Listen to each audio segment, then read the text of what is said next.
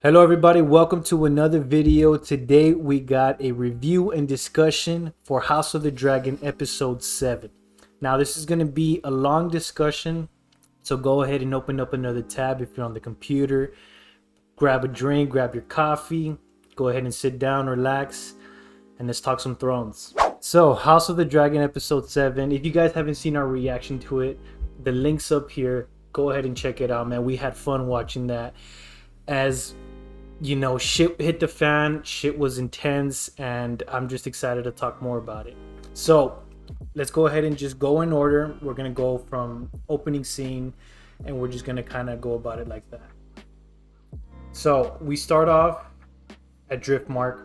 We start off with the funeral of Laena, and overall thoughts. What'd you think of the opening scene? What was give me your thoughts on the opening scene. There's a lot of tension, there's people are sad because a member of the family's been lost, especially like on the side of the Velaryons and Daemon. You can see that there's general sadness as well from Rhaenyra's family. They feel for them, but then like the kids mentioned, at least the oldest, Jack, he said, well, I'm in pain too. I just lost someone that no one knows, no one understands me. But they're like, Rhaenyra's like, you gotta chill, man.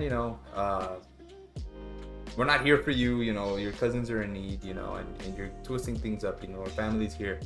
And then of course, you have Alicent's side, Otto.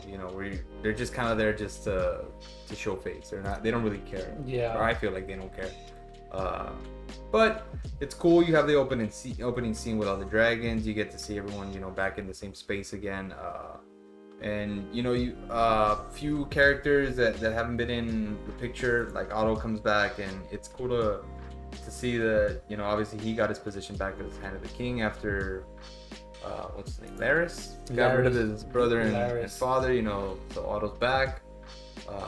Helena's having her moments again with the insects where she's checking out and having conversations. The spider this time. Yeah. And all these things like we saw last time, they're just foreshadowing things to come. They had the Aemond. You see her last episode where she said he'll have to close one eye when Alicent told him, you'll have a dragon. Yeah. And now he has his dragon, but he lost the eye. So she has that supernatural power. It's a Targaryen thing, a few of them have them. Fire dreams. Yeah, you're right, yeah. So that's cool. There's a lot going on, and then of course we have the actual ceremony starting off. There's a lot of like jabs coming from the uncle, yeah, towards our family, our traditions, our way of doing things. And you feel like there's some jabs going out towards Rhaenyra and her kids.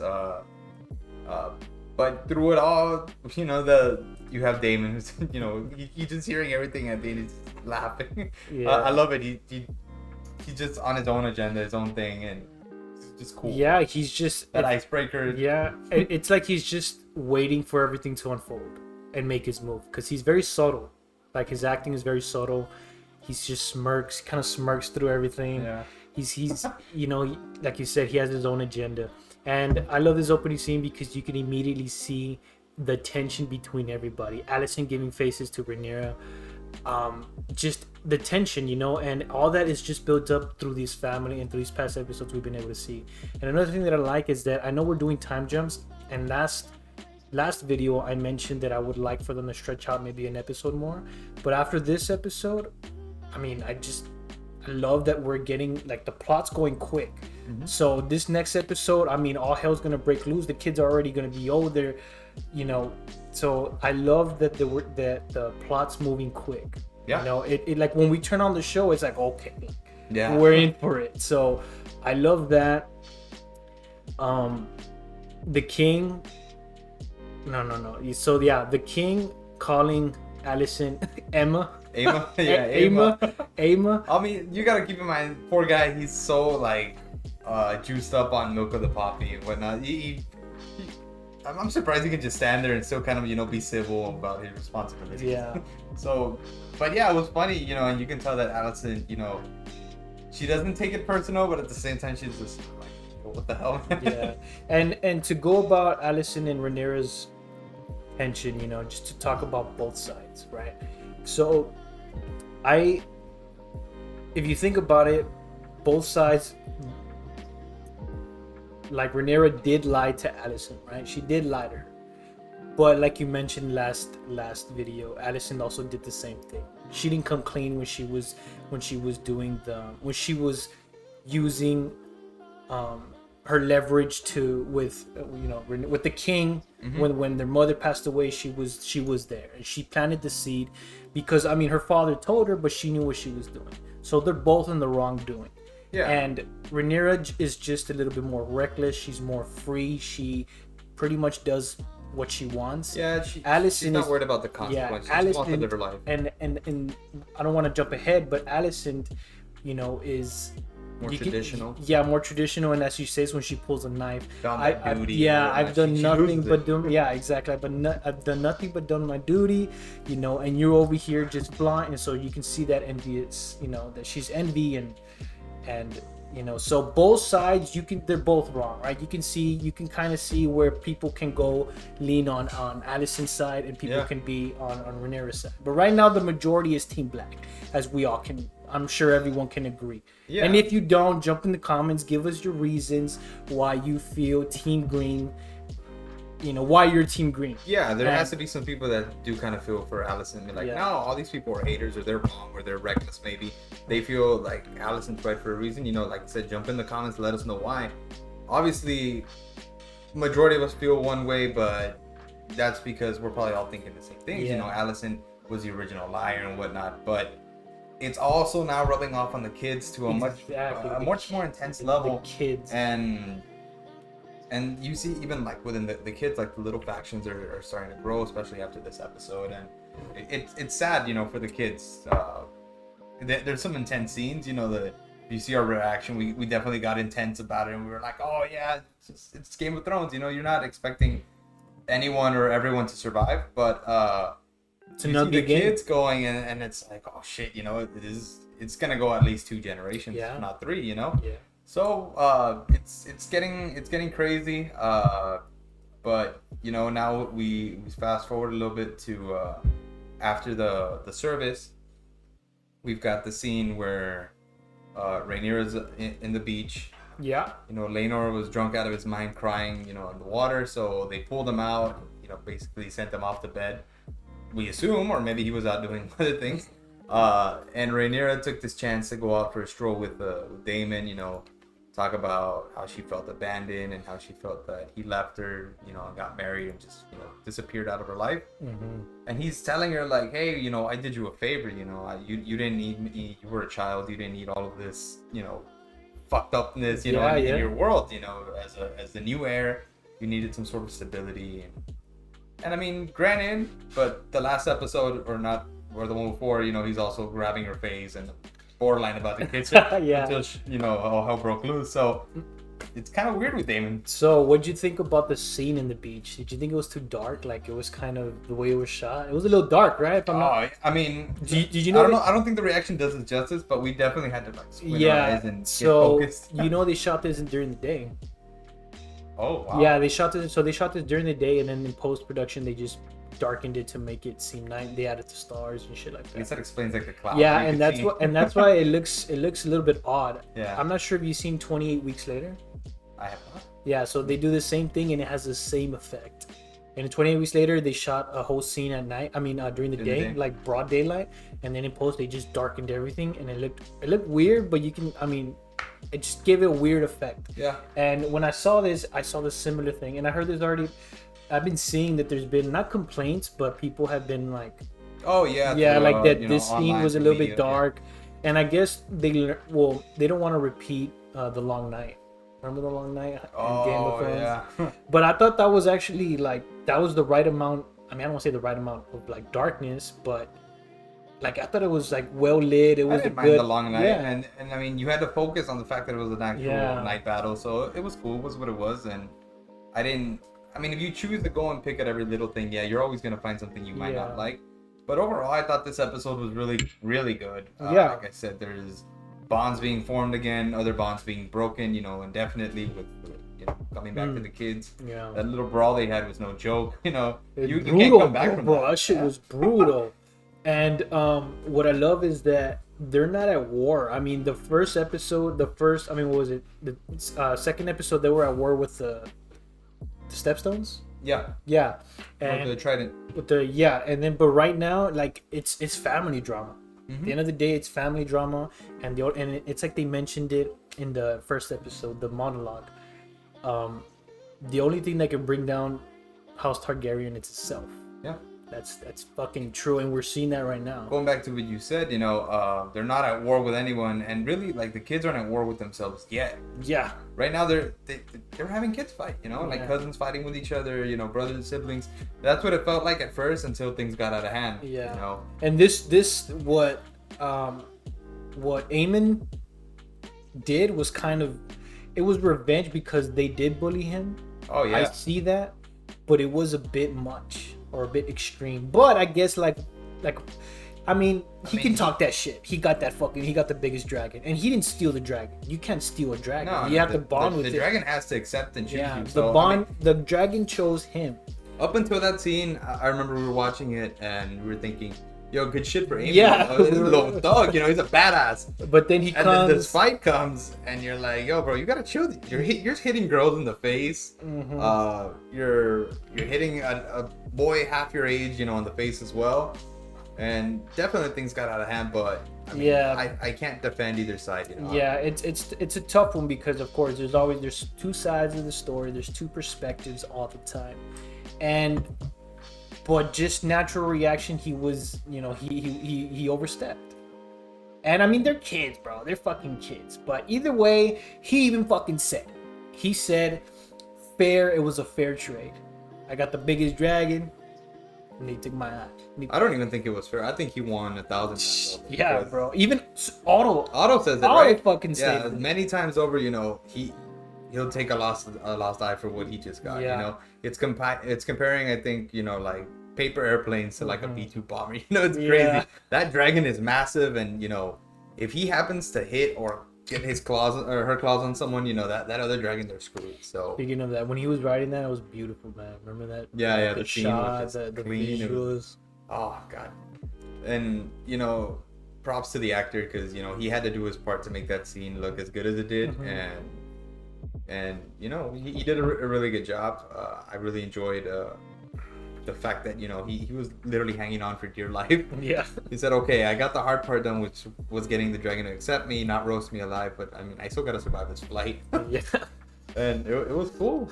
He did. And as soon as he lands, you see that Rhaenyra and Daemon, they're up from their little quick session of lovemaking on the beach with this random little hut that was already built there. But I guess. Let's talk about that scene right there. The once all the kids, after the kids fight, when they're all together at the in the main chambers where they're all when they're all talking about what happened, all trying to get to the bottom of it. That's the highlight for sure of this episode. The way they're able to just keep your eyes glued to the screen with just dialogue and just like the tension, you just feel it. I remember we were just there we were stuck. We were like, they're throwing their arguments back at each other, and you're like, well, Rhaenyra has a point. They did call her kids back. And then Alicent's like, it's like, over a word, my kid lost an eye. One word, that. And you're like, that's fact. And it kind of mirrors Game of Thrones when Sansa and when Joffrey when the kid. Oh yeah, with the butcher. Yeah, and it had that. It was like a glimpse of that. Yeah. But this is 10 times better. How where it's like the king doesn't want to go against his hand, which is Ned Stark, but the queen's like, no, take one of like an eye for an eye type of thing, and it's the same thing that's happening here. And I thought just the way this scene just played out was just fucking fire. I appreciate that Sir Cole had a little restraint. He said, look, I'm your protector. but I'm not taking the little boy's eye out, you know. Yeah.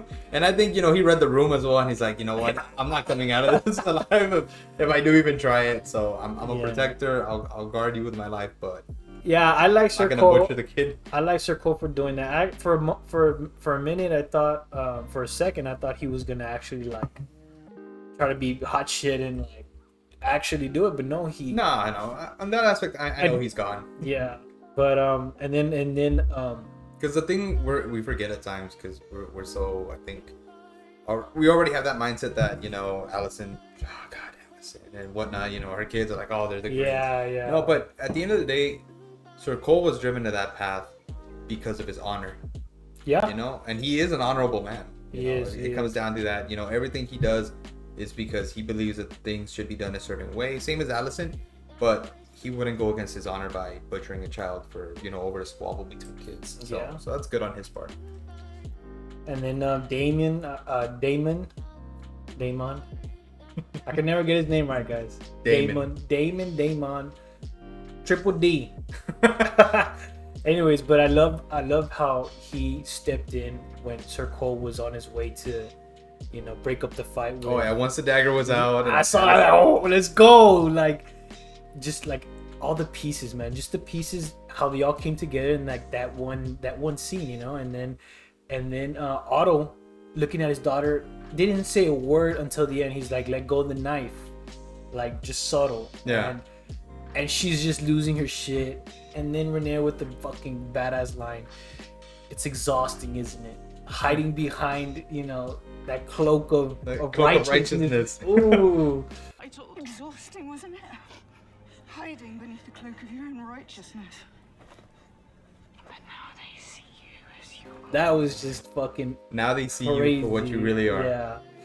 That was great. Laenor, nowhere to be found? No. What'd you think about Laenor? I'm sorry, you know, I like the guy, but what a useless sack of shit. You know? Yeah. It's just nowhere to be found when he needs him. He's always drunk. He's always out, you know, messing around. And when the family actually needed him, you know, stand up for your kids or for your wife or for whoever, you know, he's passed out probably, or, you know, like I said, messing around. And I think that was really one of the moments where, you know, Rhaenyra said, like, you know, I can't move forward with Laenor as my husband. You know, I need someone stronger. She had already kind of established that on the beach with Daemon. You know, they said, you know, they really came clean about their emotions. They did what they had to do. And that's where the plans start coming to mind afterwards, you know, that they have to marry each other, make their family stronger, their bond stronger, their claim stronger to the throne, and they had to get rid of Laenor, which we see that they do. You know, they're talking about how the Valerians had it right. You know, the sea, you know, it's not like the fire of the Targaryens. You know, they use the sea. Basically, can't handle the heat, get out of the kitchen. Yeah, I'll just sail away. You know, Targaryens, you can't. You have to accept that is your life. You know, fire and blood, dragons. There's no running from it. So I think they really got to the point where it's either we win this or we're dead. You know, but either way, this is gonna end. You know, just that way. So it was cool to see that they masterminded this little plan. But I really thought they were gonna kill him. You know, I thought they were gonna get rid of him, burn his body, and I thought that was his actual body. And Daemon did Rhaenyra also, because the way she worded it, I think, you know, that was the understanding that they came to. They gave him a real exit. You know, live your life. You know, we appreciate, or Rhaenyra appreciates and loves you. Yeah, she even said, "Here's the solution." Yeah, she even said, "I love him." I love the guy. Yeah. So I like that she gave him an exit. But it leads me also to believe, you know, he's not dead. He's not dead, and that can come back and haunt them. Yeah. So they left that opportunity there. But of course, maybe he just wanted to run away and just, you know, he didn't want to deal with all this. Live his best life. Yeah. All this BS, and he wants to go and just live his life with his love. Yeah.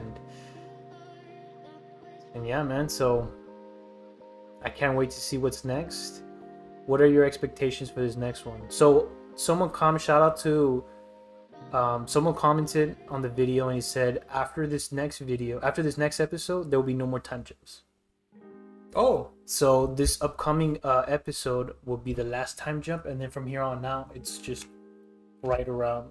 so it's just It's shit's gonna hit the continuous. fan. It's gonna yeah. So it's continuous. I mean, if that's actually the fact, then we can expect maybe the king to die soon. I don't know if it's next episode or the one after, but it has to be right now. You know, close to its either episode 9. I'm guessing should be the latest. By episode 10, we should really have some sort of cliffhanger that leaves us like wanting Yeah. more for season 2.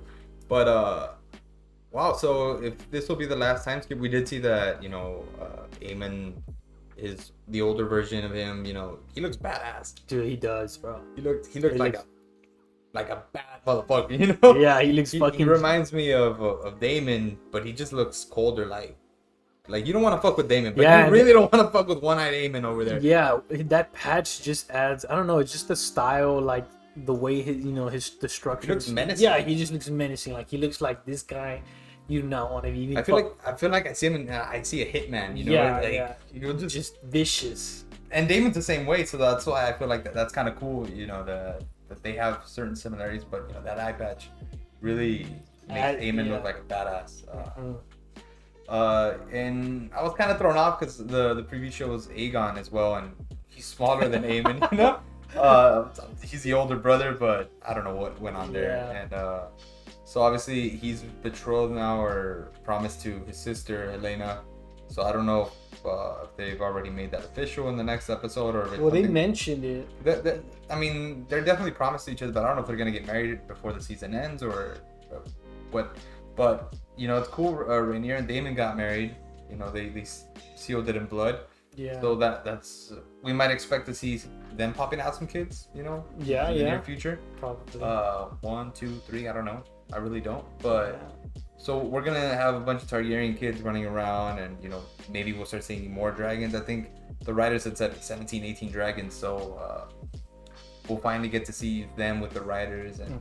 And Otto was sitting in the crown. I mean, on the Oh yeah, throne. the Iron Throne. Yeah, Otto was there, and he's acting king, acting basically. king. The king's probably like sick, dying in a dying bed or some shit, right? He was already forgetting his wife's name or mixing her for the ex-wife, so you gotta give him a few more years and just imagine where his mind will be. You know, he's so out of it, yeah. He's not even that old. It's just really the sickness, sickness yeah, and the medication he's taking for it. You know, there's really nowhere to go but down. It's a shame what's happening to him. He's a good guy. You know, we try to see that once again. He's trying to handle everything in the best situation, so there's no more bloodshed, and you know, it's not gonna happen at this point. We're on our way to an all-out war. It's exciting to think about. It's sad, but it's gonna be fun to watch. Yeah, let's dive more into characters alone. I think we should go a little bit more into how we feel about every single character. So let's start off with the kids. I think the kids, well, it's gonna like Alicent throwing everything on her kids, making her kids hate their cousins. Yeah. To go against their cousins, and she's Nephews. nephews. Yeah, because they're Rhaenyra's brothers. Remember? Rhaenyra's brothers. King's sons. Rhaenyra. Oh yeah. So Oh the yeah, kids are the nephews. That's facts. They just facts. grew up like cousins. Yeah. So, what do you think about just the kids in general? About like what their mother's doing? Like, how do you think? For example, you got three different kids, right? They're all different in their own way. Aemon's more. He's duty bound. He's duty bound. Yeah. He'll do what it takes. He wanted that dragon, and he got that dragon. Yeah. Now he has the biggest dragon. Now he can talk that shit. Yeah. And then you got the other guy who just wants to fuck around, Get drunk. drink. Then you got the daughter who's just more. He's like a teenager, bro. He's drinking a lot and messing around. Gonna need a couple AA meetings, you know, moving forward. And the daughter, I mean, yeah, we've seen that she's been involved with like, the visions. I want to see more of her. Yeah, I need more from her. It would be cool to dive into her a little more and see, you know, what makes her tick. You know, I haven't seen her happy. I haven't seen her mad. I haven't seen her cry. You know, she's just Other than her she's playing, there. her playing with fucking insects. Yeah, and you know, what I would like to see more and to see I guess what type of role is she gonna play moving forward? Yeah. And how much will it impact everyone? You know, we already see that her visions, you know, what she's saying, things are coming true. But does everything she see, you know, is it bound to happen, or? Well, so far she called it. Yeah, she's calling everything and it's happening. So is that going to be the case with everything?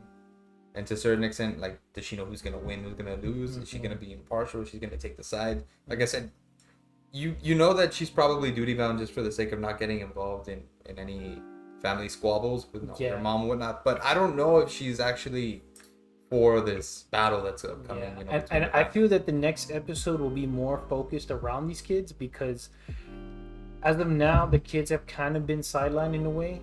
We get glimpses of them, like what they're doing, but we see them just as kids, you know. We don't really see them.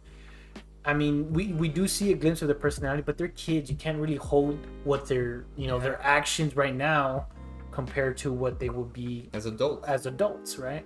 And so Rhaenyra's kids, they know, well, at least the oldest knows that they're bastards, and that's a tough thing that you know, to have on a kid, for a kid to know that. I wonder how he'll feel once Daemon and Rhaenyra start having kids and they're gonna be full Targaryen, you know, not bastards. Will he feel like maybe they have more of a right to the throne? Exactly. But and these kids, they're, you know, the oldest, you know, he's a smart kid. You can tell he knew, and you know, he protected his little brother when, you know, when Aemond said, oh, he called him bastard, and he got mad because he knows that he's not supposed to be fucking, you know, saying that type of shit, and it triggered him. And I'm just looking forward to Rhaenyra's kids, because I mean, one, they're bastards, and I just want to see how that plays out, you know.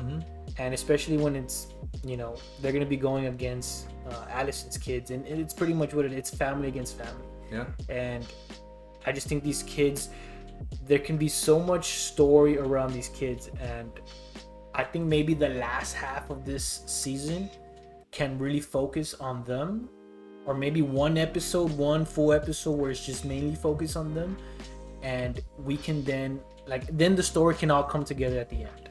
Yeah, well, I mean, if you remember Game of Thrones, there was certain points where you would see a few characters in the beginning of the episode, and then you wouldn't see them again until the next episode. Yeah. Because there was just that many pieces of play. So maybe that'll happen with, you know, some of the kids over here, some of the kids are over there, some of the kids are in a different part. Yeah. And then, you know, you still have Rhaenyra and Alicent doing their thing. So I'm guessing something similar will happen when we start jumping around.